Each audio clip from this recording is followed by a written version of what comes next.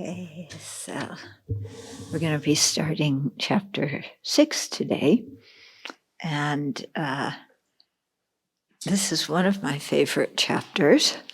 I got to know it very well when I lived in Italy because I would get angry every day and in the evening go to my room and read chapter 6 and try and calm down.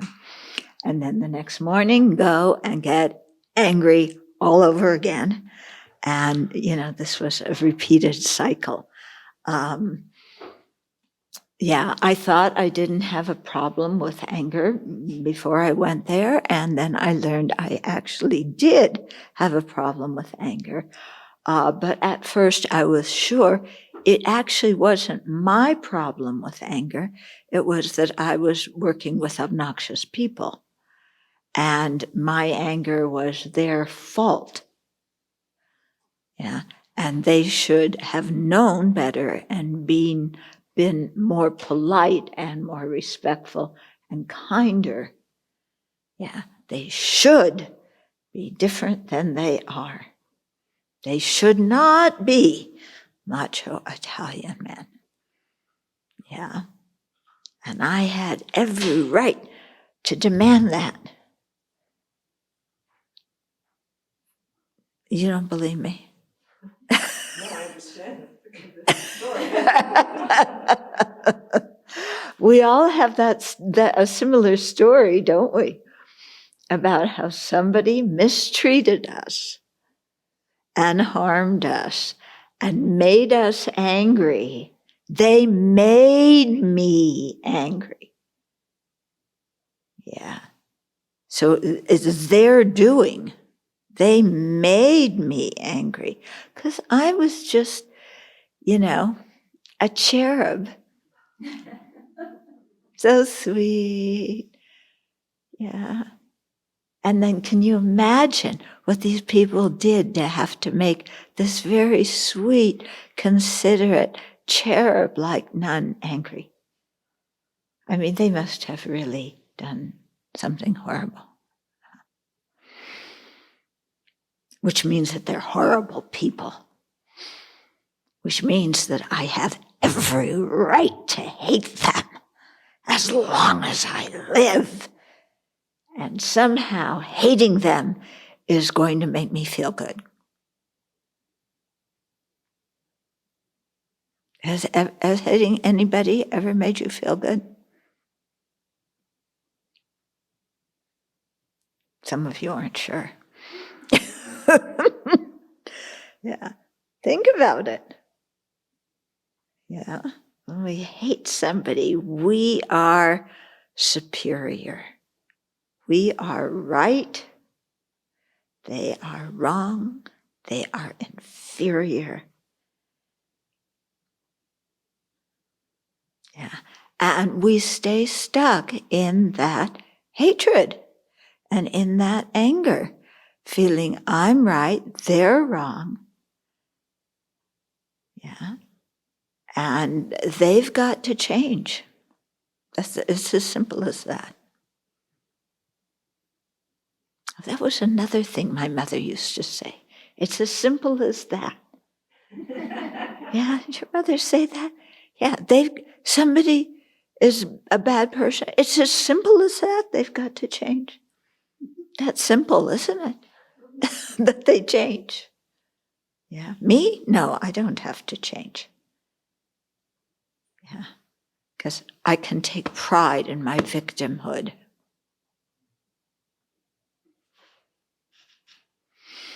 I've used this. I mean, my story of being in Italy, everywhere I go, I tell it. I've gotten a lot of mileage out of this story. These guys, they didn't know how much they were giving me when they were mistreating me. They gave me an identity. They gave me a story to tell in teachings. Yeah, otherwise I'd just sit here and I have nothing to say. Okay. Well, we better do our our visualization prayers. Otherwise, I'm going to go on and tell you more about what they did to me and how much I'm right and they're wrong and how they're bad people. Oh, horrible.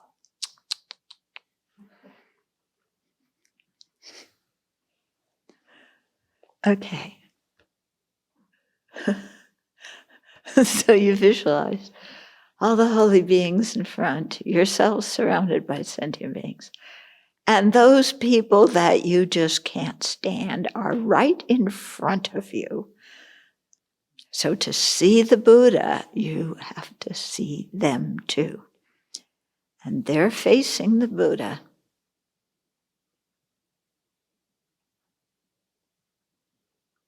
And we're going to lead them and lead all sentient beings and lead ourselves in taking refuge and generating bodhicitta.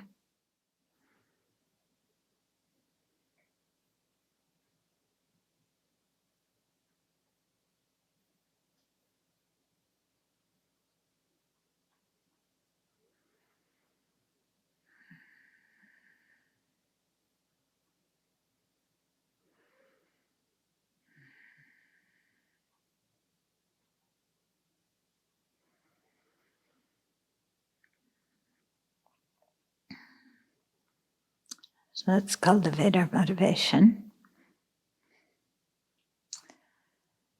Begin by thinking of someone you cannot stand,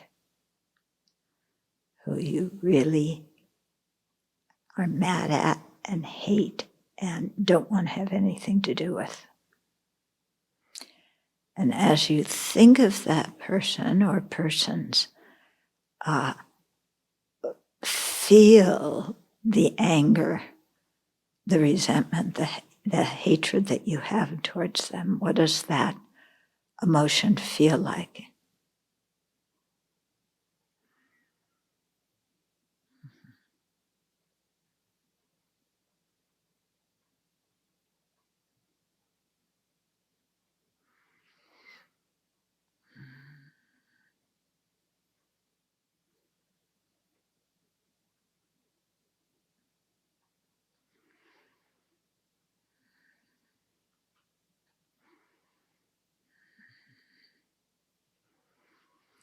Then ask yourself, is that state of being so angry, is that mind,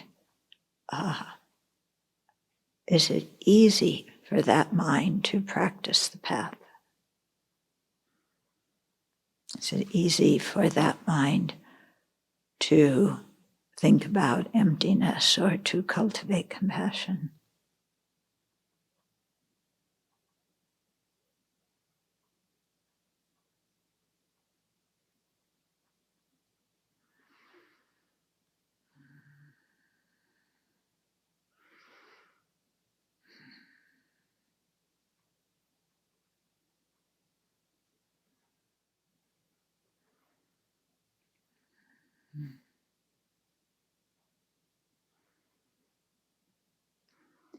Can that mind of anger and resentment and hatred abide together with compassion and feelings of connection and empathy?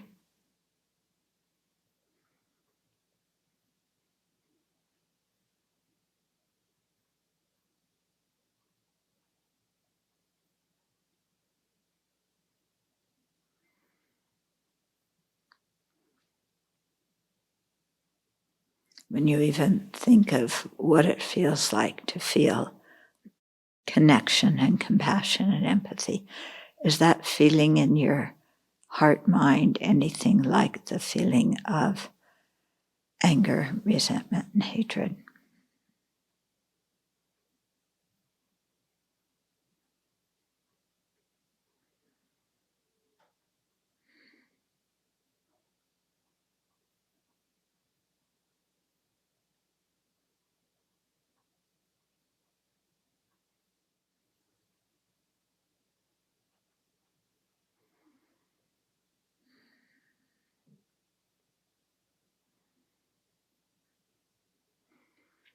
And imagine hearing about all the Buddha's wonderful qualities: impartial love and compassion, wisdom, acceptance, and so on. And yet, you hear about those qualities, but your mind stays completely stuck in that, the anger. Then what?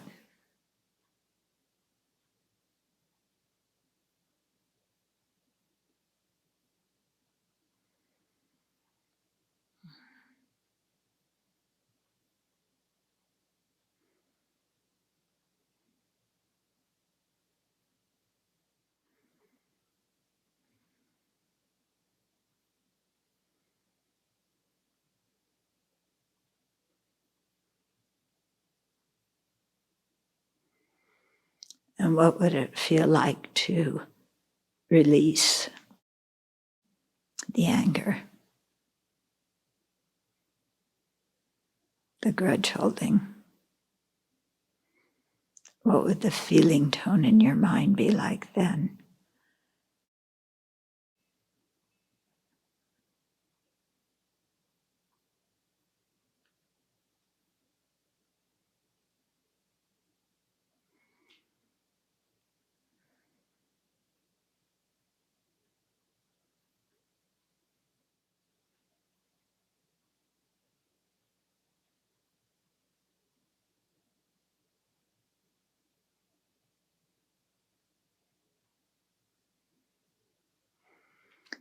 And so release that tightness in your heart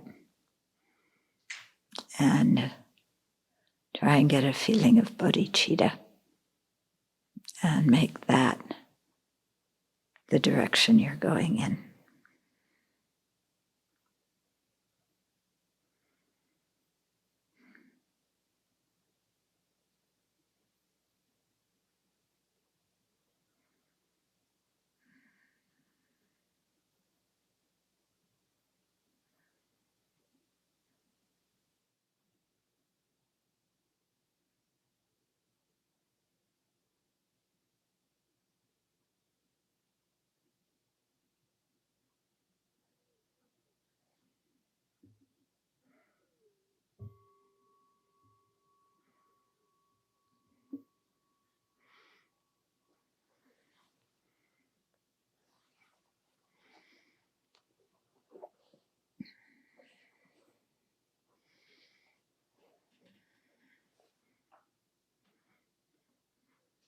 So when you think about the person or people or group or whatever that you can't stand,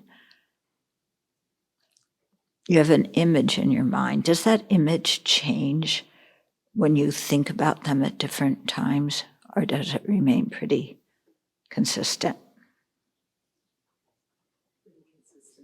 Pretty consistent, isn't it? Yeah. So we've assigned them a caricature, a personality, and that's all they are. That's all they ever will be. And I have no choice about how to feel in response to their actions. Because they harm me, they're going to harm me, they're harmful, horrible people. And anybody in their right mind would hate them. Yeah, and want to either beat them up or get away from them. Yeah. And so every time we think of that person, we call up in our own mind those same emotions. Yeah. So we're hooked, aren't we? We are hooked by that person. Actually, not even by that person. That person doesn't have anything to do with it. We are hooked by our caricature of the person. Yeah, that controls us. And even if we meet the person who's somebody who's not fixed, but always changing, as in impermanent, every single thing they say or do is bad, harmful, disgusting. Yeah? Because they would never do anything other than that, right? So how we feel is completely justified. It's accurate in response to the horribleness of this person who is not a conditioned phenomena, who is not impermanent, who is not empty in true existence, but is permanent, truly existent, unconditioned, cannot be changed or rehabilitated. And so because they're like that, our feeling in response to them is going to be exactly like that too. There's no way I can feel anything different. Because if I did, then I might be saying that I'm an awful person and what they did to me was really okay. And I can't say that. So there's two choices. Yeah, either I'm awful and what they did to me was okay, or I'm a cherub and they're evil and what they did to me was not okay. Yeah, two choices. Yeah. Whole universe, two choices. Yeah. And we can't say that I had anything to do with it.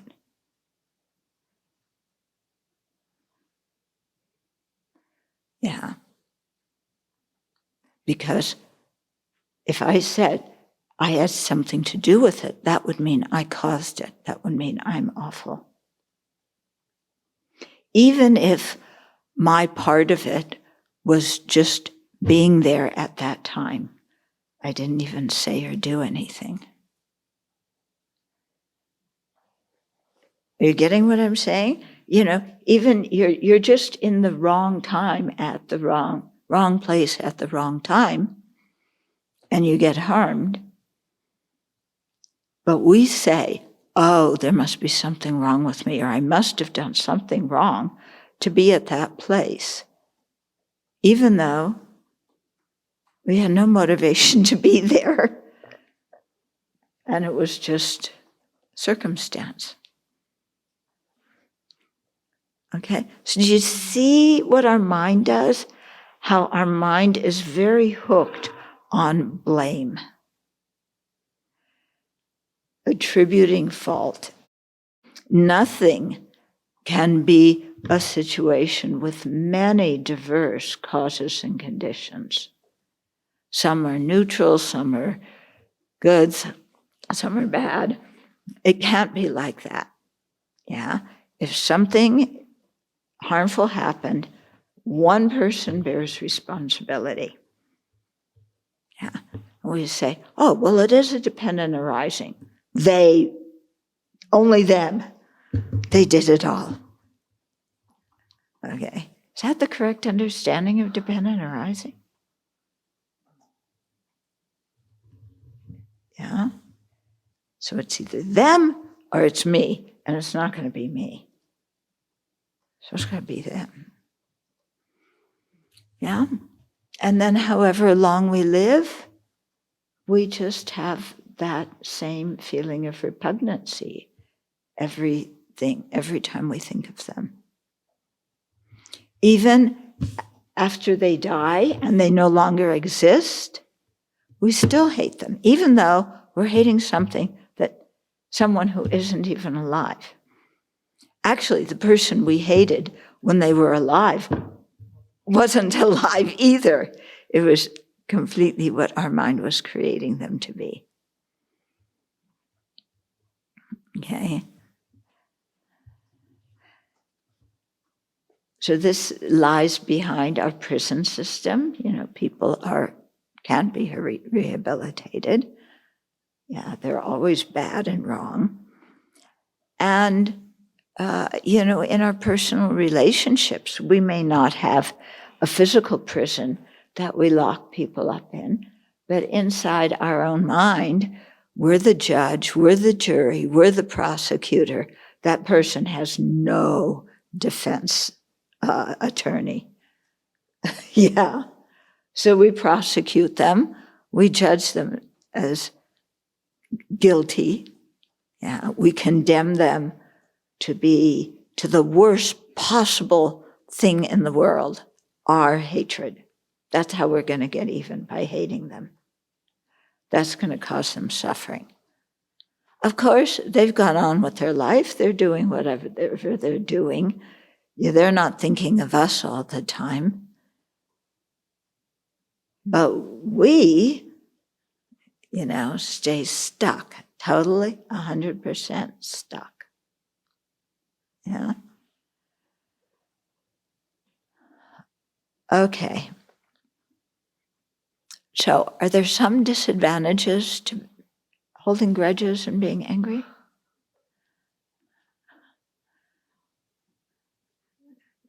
Yeah.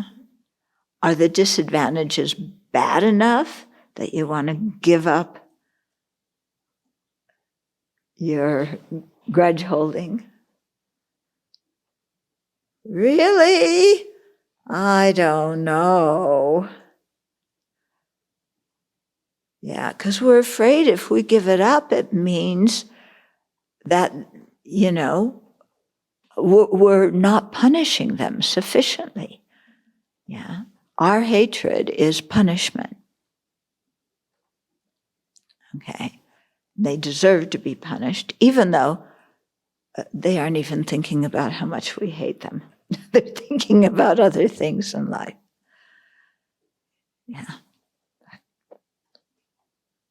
I'm holding on to that. Mm-hmm. And the only way I can ever release it is if they admit what they did to me and apologize for it. And they can't just say, "Oh, I'm sorry you were hurt," because they're not accepting any responsibility. They're blaming me for being hurt. Yeah. You hear all these apologies in the news. "Oh, I apologize." Someone uses some kind of racist language. "Oh, I'm very sorry if anybody was offended." Are they apologizing for what they said? No. They're saying, "I hope you don't hate me too much."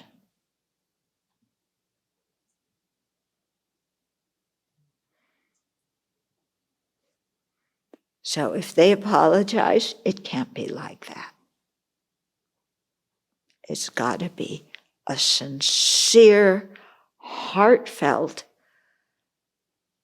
opening up that they were 100% at fault, and that they are suffering considerably when they think of how much suffering they caused me.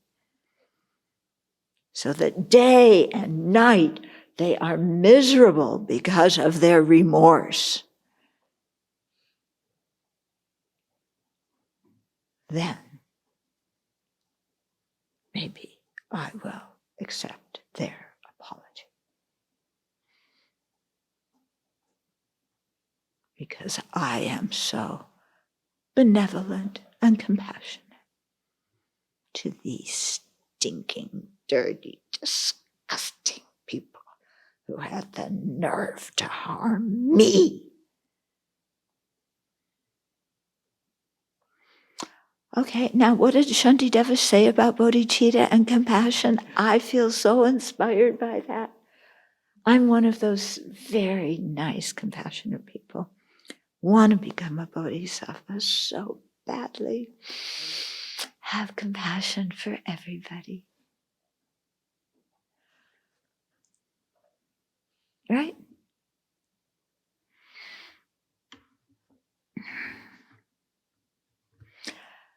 So when I finally left Italy, okay, when I wrote to Lama, because he had sent me there, so I had to request to leave. And I felt justified in requesting. After all, one of the people, one of them, Sam, there were many of them, but Sam told me that I was the worst thing that ever happened to that Dharma center, and that I should be kicked out immediately because I was so harmful. So when I wrote to Lama and asked him if I could leave, I felt justified. Yeah. Sam wanted me gone too. I wrote to Lama, Lama, can I leave Italy? These people are making me create so much negative karma. Yeah. They are making me create negative karma. So they are sending me to the hell realm. I don't want to create any negative karma, so I just, I got to get away from them. Lama, please. And Lama wrote back and said, yeah, we'll discuss it when I'm there. Dear, I'll be there in 6 months or 3 months or however long it was. Can I make it until then? So I somehow managed to make it until then. Lama said I could leave. I won't tell you what happened where I went, but from there. But then I wound up going back to Kathmandu, to Kopan, where I knew I was going to be happy. That was my Dharma home, and my teachers, my Dharma friends were there. And yes, Sam and all those other people had the same teachers, but they weren't going to be there at that time. So I got back to Kopan, and I went to see Lama Zopa. And at that time, I don't know what it looks like now because they've rebuilt the old Gompa. But at that time, there was the prayer hall, and then on top of it, like a flat roof and an open patio. So Rinpoche and I were sitting on the open patio in the, sunshine, looking out on the beautiful Kathmandu Valley, which is now, fully congested. But this was back in, what year was it? 1980 maybe? So we're talking, and Rinpoche, Rinpoche is one of Sam's teachers. And Rinpoche says to me, who is kinder to you, the Buddha or Sam? Huh? What kind of question is that? Yeah, Sam made me create so much negative karma that now I have to do more and more prostrations to purify. Yeah, and the Buddha teaches me the Dharma and, helps me along the path. So Buddha is clearly kinder to me than Sam. Yeah, Buddha's my object of refuge. Sam was not. So, I wanted to show Rinpoche what a good Dharma student I was and how much I appreciated the Buddha. So I said, Buddha is kinder to me than some sentient being. And Rinpoche looked at me like, still haven't gotten it, kid, have you? And then he went on to explain to me how Sam was infinitely kinder to me than the Buddha. And I'm going, how can somebody be kinder to me than the Buddha? Impossible. So why is Sam kinder to me than the enlightened one? Because if I want to become a Buddha, this is what Rinpoche told me, if I want to become a Buddha, I have to practice the perfection of fortitude. And you can't practice the perfection of fortitude with somebody who is kind to you, like the Buddha. You need an enemy in order to practice the perfection of fortitude. Without an enemy, you cannot complete that perfection. Without completing that perfection, you cannot become an enlightened Buddha. So for that reason, Sam is kinder to me than the Buddha, because Sam provides the condition for me to be able to practice fortitude, which is a Bodhisattva practice, and pushes me on the way to Buddhahood. That was not exactly the answer I wanted to hear. Yeah, I wanted Rinpoche to say, you're really, such a good practitioner. You stayed in Italy all that time dealing with Sam, who is a really difficult person, and dealing with Peter, who was also one of my students, also extremely difficult, and dealing with these other macho Italian monks, and you survived it all, and you served the Dharma Center well, and you bore the suffering well. That's what I wanted to hear. A little bit of poor you. You endured all of that for the benefit of the Dharma. That's what I wanted to hear. That's not what my teacher said. He said, Sam is kinder than the Buddha.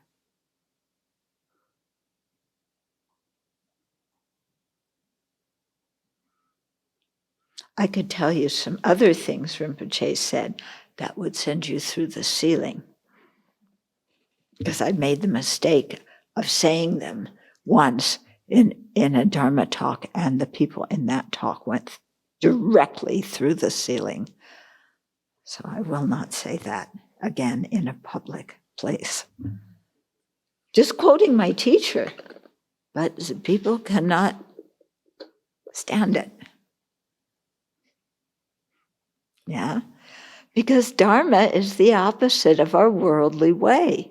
And I have so many proofs of what Sam and Peter did. You want to hear some more? Yeah, of course you want to do. Yeah, of the horrible things, what they did to me. Yeah, and the whole cohort. I was sent there by Lama to be the Gegu of the Italian monks.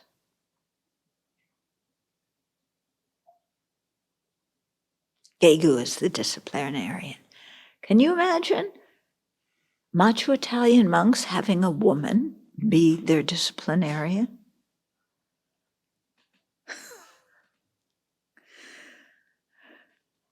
Anyway, let's see what Shantideva says.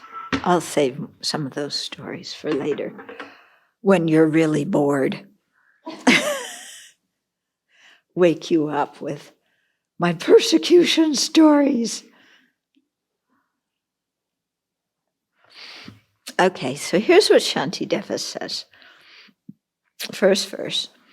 Whatever wholesome deeds, such as venerating the Buddha, practicing generosity, that have been amassed over 1,000 eons, will all be destroyed in one moment of anger. Wait a minute, that's not fair. That's not fair, is it? Yeah? You create so much karma over 1,000 eons, and then one moment of anger wipes it out? That is not fair. Okay. Where's the Lord of Karma? I'm going to file a complaint. Yeah. Actually, one moment doesn't mean this. It means however long it takes for that, whatever happens to occur. Yeah, you're on my side, right? Yeah, oh, good. Okay, yes? The FPMT translation doesn't say one moment. It just says will be destroyed by anger. So I don't know if that was added by Batchelor or missed by? Or subtracted by those people. I don't know. Anybody have another translation at hand? It says one moment. Okay. So, why would, one moment, however long that moment was, that incident was, destroy so much anger? Why would, even forget the math about it, why would anger destroy virtue?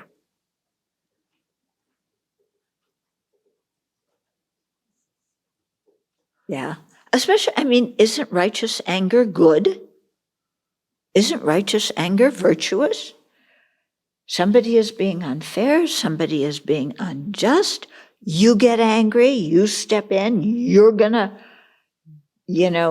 get that person who's tormenting somebody else, you're gonna slug him and, like Popeye, drink your spinach, go in there, slug the guy, throw him out the window.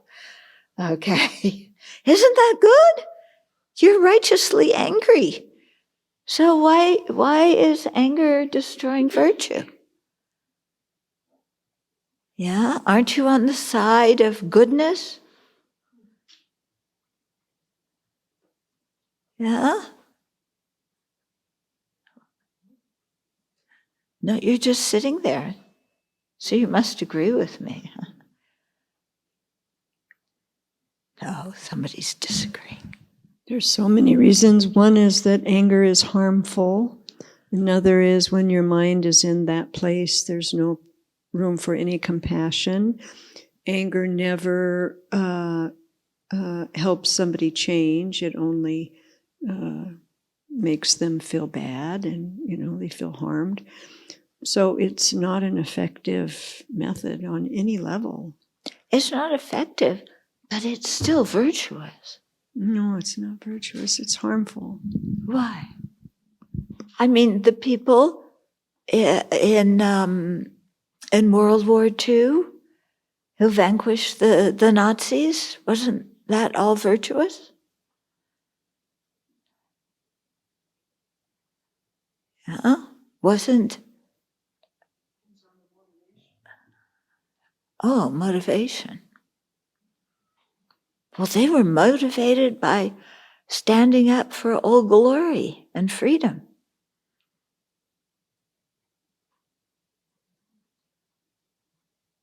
That's what all the ads for the military say anyway. You're so virtuous going out there. And all the people who advocate for people in society having guns so they can shoot down the bad guys whenever they happen to be in that situation. Isn't that virtuous? You look sick to your stomach, Venerable Jigme. I'm not convincing you. Oh, I'm sure there's people in this world that agree with me, though. Yeah, a lot of people. I bet you more who agree with that than disagree. Okay. When you feel at the beginning, when I asked you to really think of somebody that you couldn't stand and get a feeling for that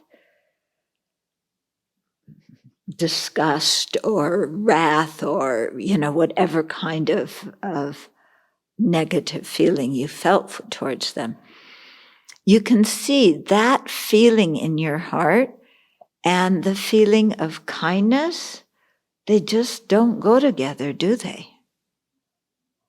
Yeah, they can't be in your mind at the same time. So if one is there, it's harming the other one. Yeah. So we may practice kindness and then we get angry, and you can feel it sometimes. If you watch your mind when you get angry, you can feel the virtues start to get burned. Yeah. because the mind's flipped. It's gone in the total other direction. So I find just remembering that very effective when I get angry, because no matter how justified I feel in my anger,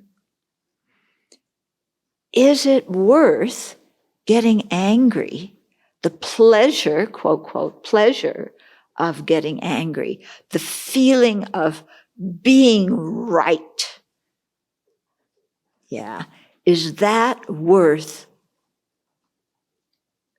vanquishing eons of merit? That pleasure that I get from being right and pointing out these awful people did. Yeah. Is that, yeah, having that feeling, is that worth burning a lot of merit? No, not at all. Yeah. Not at all. Because it takes a lot of energy to create merit, doesn't it? It doesn't create any energy to, we don't have to really work ourselves up and psych ourselves out to create anger, do we? If we're going to really focus on doing something virtuous and have a sincere motivation, we need to really sit there and go through all the reasons and generate that feeling. Takes some energy. Getting angry? Like that. Yeah? The reasons for our anger are in the mind like that. Aren't they? Yeah? There is no transgression like hatred. And this one says no fortitude like patience. What do other ones say? What? Prosperity. Austerity. That would make much more sense. Yeah. Do you know what the Tibetan word is? Huh? Ascetic practice. Okay. Okay, yeah, austerity. Because they do say that austerity, that practicing fortitude it's an austerity, You're you're refraining from indulging in the pleasure of hating somebody. The pleasure of hating somebody. Yeah, that's an oxymoron, isn't it? And yet, that feeling of my anger, my hatred is just, it is fair, they deserve it, is so strong that it's hard to refrain from that. Yeah, because we have so many reasons to support it. And, how many people hate that person as much as we do? Well, there's some caricatures in society that maybe there's, many people feel like that. But usually in our personal lives, how many other people hate that person as much as we do? Not so many. They probably have many more friends than they do enemies. Yet, my hatred is justified. So it's really an austerity, an ascetic practice. Yeah, to refrain, to hold the mind back from that. Thus, I should strive in various ways to meditate on fortitude. Okay, so I want to explain why I'm changing the translation here. Patience.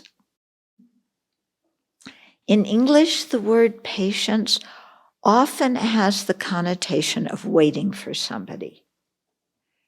Yeah, be patient. So just, calm down and wait for something to happen. Yeah. But That's not what this perfection is about. This perfection is about having inner strength. It's not about sitting there and being patient and waiting for somebody else to figure out that something else, you know. It's about us having inner strength so that we can endure difficult situations. So when we talk about three kinds of fortitude, one is the fortitude to bear suffering. Yeah, one is the fortitude, that means like physical suffering. One is the fortitude of bearing harmful actions by other people.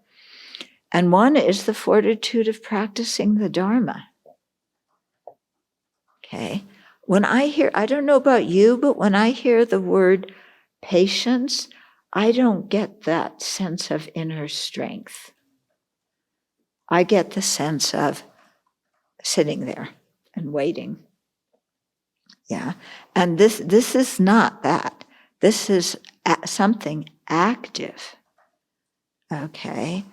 And I think this sense of fortitude or inner strength, the ability to bear difficulties, that gives us a lot of self-confidence. Yeah? Because when you see the areas where we lack self-confidence, it's the areas where we feel weak, like the situation is too much for us. Whereas with fortitude, we can bear difficulty, then we aren't kowtowed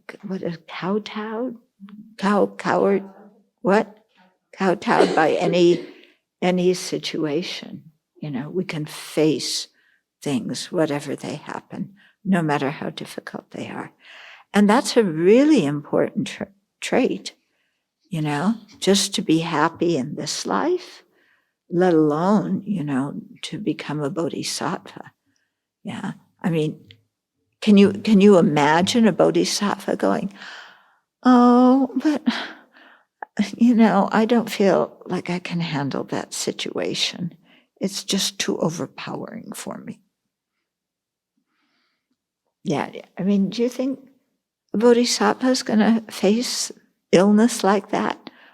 Oh, I have an illness. I'm just going to dissolve in tears.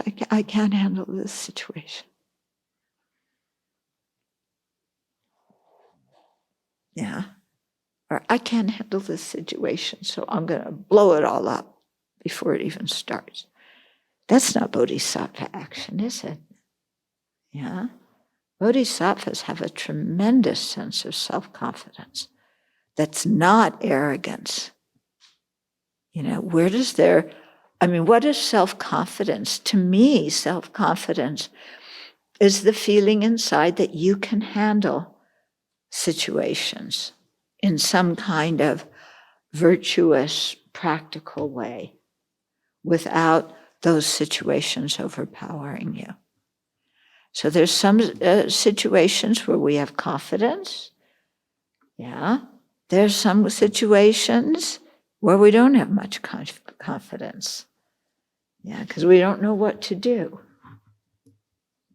If I'm driving on the highway and have a flat tire, okay, maybe I can find the jack, but I don't really know how it works.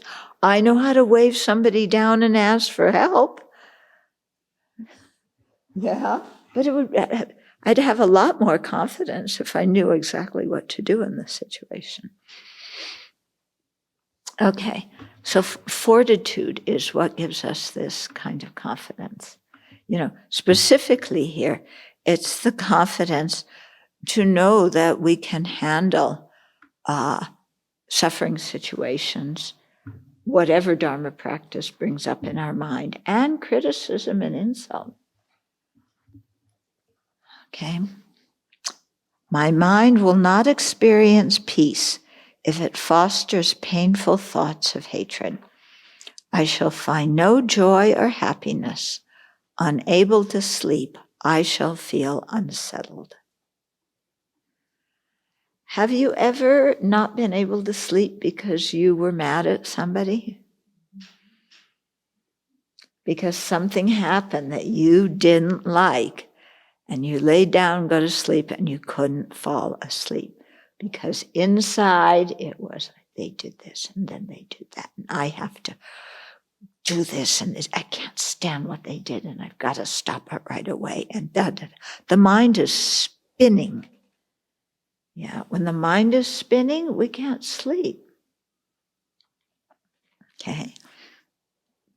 One time, I saw this interview. I wish we could find it. I wonder if somebody ever posted it on the web. It was from a long time ago. And some journalist, maybe from the LA Times, was interviewing His Holiness and asked him, how come you're not angry about the situation in Tibet? Yeah, there's been genocide, there's been environmental destruction. You've been a refugee for so many years now. How come you're not angry? And she was giving His Holiness the mic to be able to go off on how horrible what the Chinese communists have done. Okay? But His Holiness didn't. Yeah. His Holiness looked at her and said, if I were angry, I wouldn't be able to sleep very well at night. And I wouldn't enjoy my food. And my life would be quite miserable. So why should I be angry? And this journalist is like, what is this guy saying? You know? It would be as if she had handed the microphone to Yasser Arafat. And what would he have said? Well, the Israelis this and the Balfour Declaration and blah, blah, blah. And His Holiness said, well, you know, I couldn't even sleep or enjoy my food. What's the use of being angry? She couldn't believe somebody would say that. Yeah. But he really meant it. Yeah. He really meant it. And I heard him repeatedly in all my years in Dharamsala at his public teachings, repeatedly saying to the Tibetans, do not be mad at the Chinese communists. Do not hate those people. Yeah? And he's saying that to, this was years ago. So they, now it's the second generation in exile. He was talking to the people who had to escape from Tibet with, going over the mountains in the middle of the night with hardly anything, and then coming to India and, falling ill, having to do road work and so on. And he's telling them not to hate the Chinese communists who created this situation for them having to flee their homeland. And he said that repeatedly. Yeah.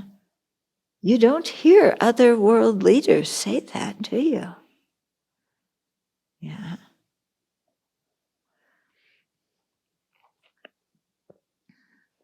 Yeah, so he really understood this verse. I shall find no joy or happiness. Unable to sleep, I shall feel unsettled. Even worse than unsettled, agitated. Yeah. A master who has hatred is in danger of being killed, even by those who, for their wealth and happiness, depend upon the master's kindness. Okay, so Shantideva is speaking from an ancient Indian perspective, where there was definite class differences. There was the caste system, and the untouchables were the lowest caste, and that was it. Okay. So the masters, those in the higher caste, Yeah. So those people who hate the people who work for them, the serfs or slaves or untouchables who work for them, those people who work for them are dependent on the master to get their income and stay alive. Yeah.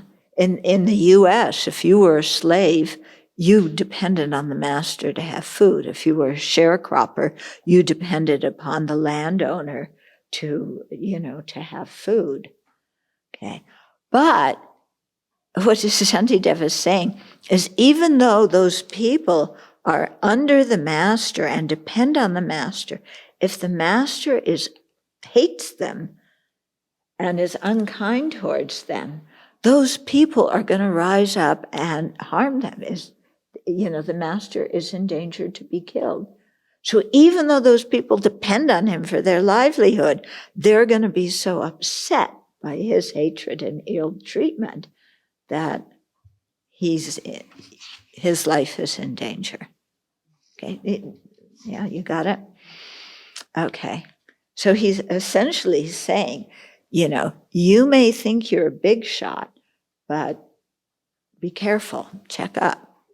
Yeah, don't treat people, don't be angry and treat people poorly. Okay, by it, friends and relatives are disheartened. Though drawn by my generosity, they will not trust me. In brief, there is nobody who lives happily with anger. Okay, so by my anger, friends and relatives are disheartened. Disheartened seems to me too mild of a word. Yeah. If I'm angry and I'm totally inconsiderate and just dumping my anger out on other people, they're going to be more than disheartened. Yeah. They're going to be hurt. They're going to be enraged.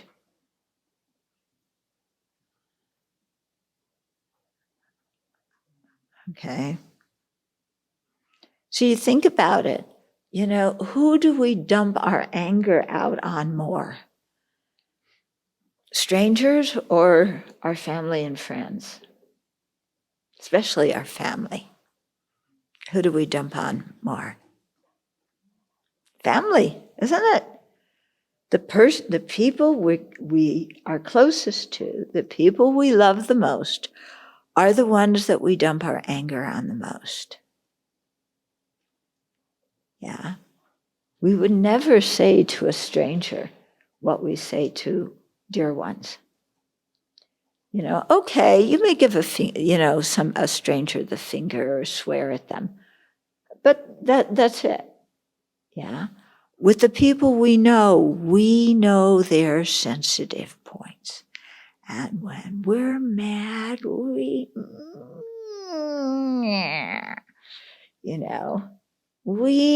know how to push their buttons and make them miserable. Yeah. Even though when they get upset, we look at them and say, well, why are you upset? I didn't say anything bad. Yeah. Because we insulted them in a very sweet voice, knowing what they're sensitive about. Okay? But what this line here is getting at is, if we are an argumentative person, who's going to like to be around us? Yeah? If we're always arguing, picking faults, complaining, blaming other people, getting mad at them for the smallest things they do, are other people going to want to be around us? Or do you want to be around somebody like that? No. So other people won't want to be around us either. This is exactly what our parents told us when we were little kids, isn't it? Yeah. Be nice to your playmates, otherwise they won't want to play with you. Didn't your parents teach you that? Yeah. But he threw sand at me. Okay. So by it, friends and relatives are disheartened. Though drawn by my generosity, they will not trust me. Okay, so I may practice generosity, the first of the 6 perfections. And generosity always wins people over, for have a good motivation. Yeah. But so people may be drawn by our generosity, but if we turn around and we're mean and we're angry, they're still not going to trust us. Okay? And this is what is so unsettling in some families, kind of a parent or somebody in the family can be extremely kind and then the next day be very mean. So you're not sure from day to day who you are dealing with, a kind person or a mean person. And as a result, we don't really trust. Yeah, we can't relax around that person because we're not sure if they're going to smile or lash out. Yeah. So just as we can't trust somebody like that, if we act like that, then other people are not going to trust us. No matter how generous we are, how kind we are in our generosity, if we turn around and we just lay into people with anger, they're not going to trust us. Okay, so when really reflecting on these verses and thinking about the effects of our anger on other people, and if we can't see the effect of our anger on them, try imagining somebody acting in an angry way towards us and see how we feel and how we respond. And then it becomes very clear. People are not going to want to be around us. In brief, there is nobody who lives happily with anger.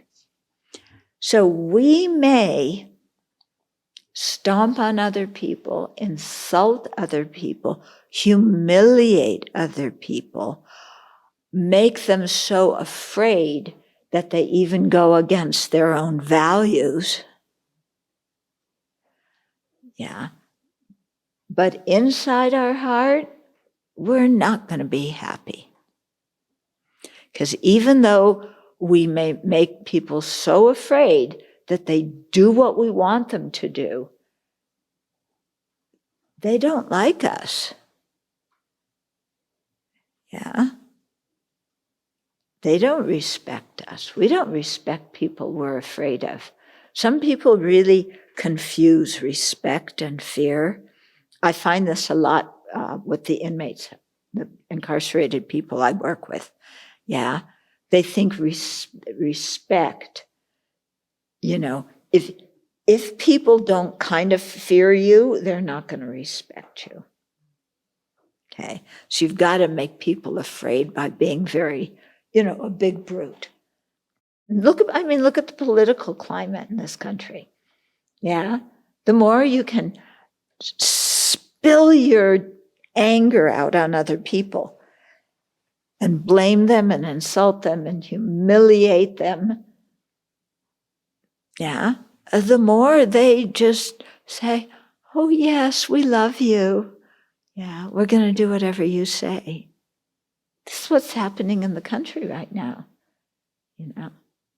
and it's so damaging, not only for the whole country, but also for those individuals who are lying out of fear, lying out of attachment to their own status and reputation, and being afraid of the criticism of somebody else. Yeah? And And so it looks like the person who's doing the criticizing has a lot of power. Yeah. Actually, that person from their own side doesn't have power. Yeah. The people give somebody the power. Aryadeva in the 400, I think it's in the 4th chapter, he goes really into it, how people have power, not from their own side, but because other people give it to them.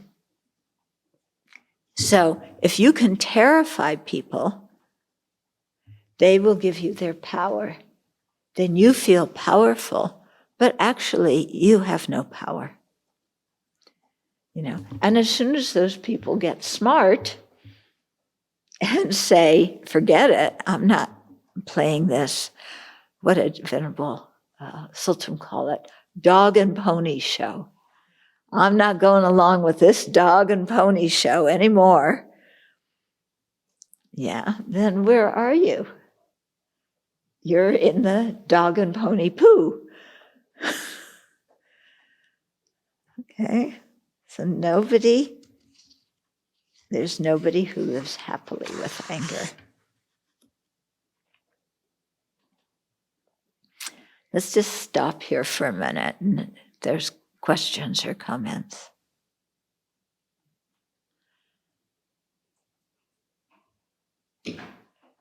Because many people do not agree that there's disadvantages to anger. Yeah? So my question was back on the first paragraph, just around a moment of anger, destroying an eon of virtue. Is that like a complete karma of hatred or a moment of irritation? Could you dive into that a little bit more? Shantideva gets into this whole mathematical thing of, how much anger to who destroys how much merit. I'm not an expert in that, okay? Definitely very strong anger, hatred is going to destroy more than a fleeting moment of being annoyed. Yeah, definitely. And definitely holding the anger for a longer period of time is going to be more destructive than holding it for a short period of time. Okay, so how many eons of anger are destroyed if you have anger to number 8 out of 10 for 10 minutes? I can't tell you, okay? But we do know what I just said, yeah? And then the follow-up question kind of further along was you were talking about, bodhisattvas, not getting angry, right, and having patience when there are things that they need to do.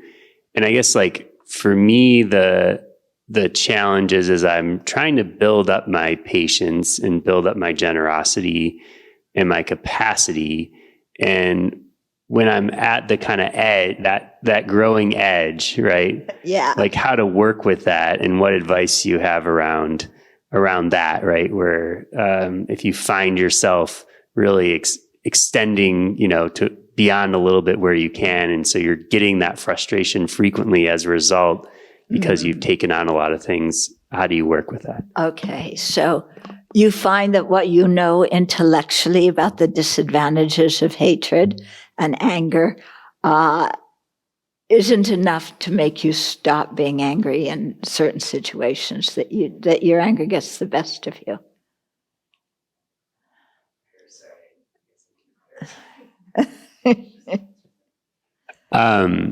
It's more like I've noticed that my frustration rises when when I've like overextended myself, and it rises more frequently. And I feel like I can still like manage it, or like not fully indulge it, but that it's there a lot more and it's harder. Yeah.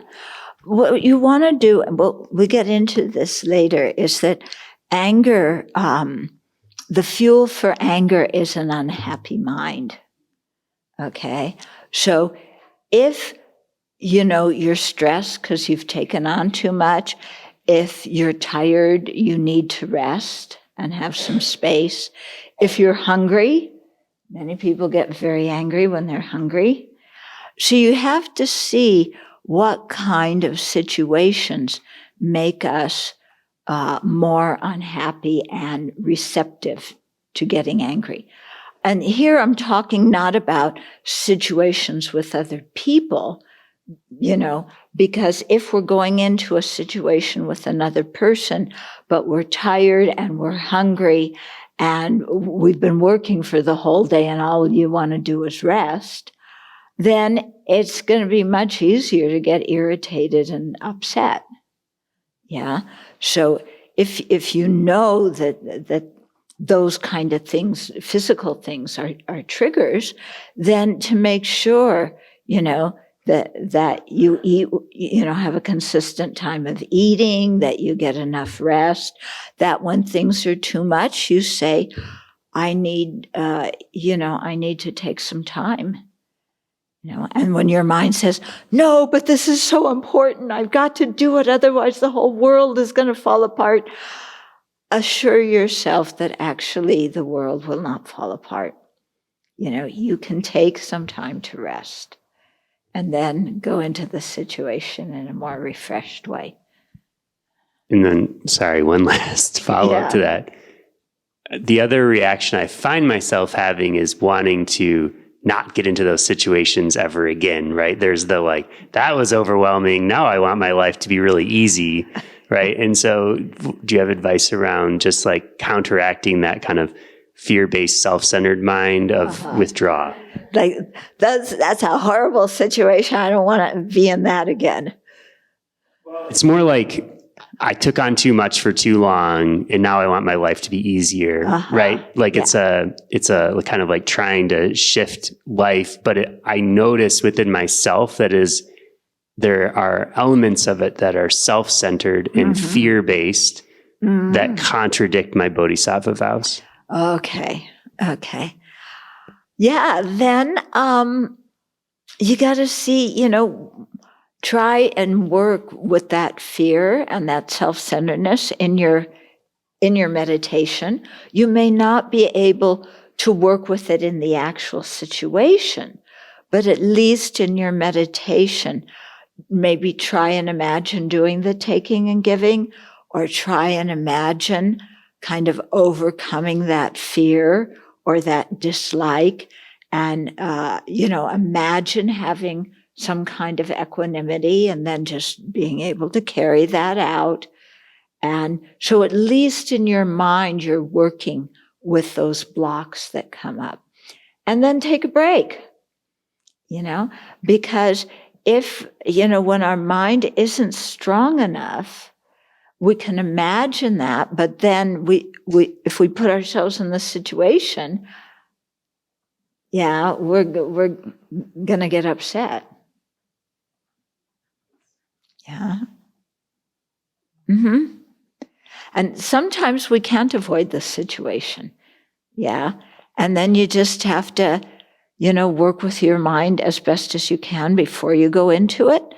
And after you get upset, then you come back and you read chapter 6 and you calm yourself down. Yeah? The mind that wants to harm others is the direct opposite to bodhicitta. Anger acts as an antidote to virtue. Yep. Or maybe not antidote, but a counterforce. Anger destroys virtue. It's exactly what Shantideva is saying. Yeah. Fortitude seems to have a connotation of struggle, gritting your teeth and bearing it, suffering in silence. Patience works better for this person. Oh, okay. If patience as a word works better for you, use patience. Yeah. The word isn't important. It's that you understand what the meaning is. How could we conciliate the bodhisattva vows of avoiding a bad reputation and patience when somebody works hard to harm us through slander? Okay. You if somebody works hard to harm us through slander, there's, you have to check what's going on in your mind. If your mind's getting hurt, if you're getting angry, what I do is I say, it's very good that they're ruining my reputation. I'm too arrogant anyway. They're ruining my reputation. That's actually good for me. Okay? Because first thing I know, I have to calm my anger and my arrogance and my attachment to reputation. Okay? Then, if I'm trying to, if I'm trying to be a benefit to those people who are now against me, you need a good reputation, but you need a good reputation not because you're attached to your reputation. You need people to think well of you so that the door is open to be able to benefit them. So in that case, if they're criticizing, if we need to apologize, we apologize. If they're criticizing because they have wrong information, then we need to go to them and give them the correct information. If they need time to settle down, then we need to give them that space to settle down before talking to them. Okay, but we do that not out of attachment to our reputation, but because we know we need to keep a good relationship with them because we sincerely want to benefit them and we have some ability to benefit them. Okay? So we don't use that Bodhisattva practice as an excuse to be attached to our reputation and slander somebody else back by saying, that person's slandering me, but they don't know what they're talking about. They're such a horrible person anyway, because I really am trustworthy. That's not going to go too far convincing other people. Anything else? Okay, then we'll stop here.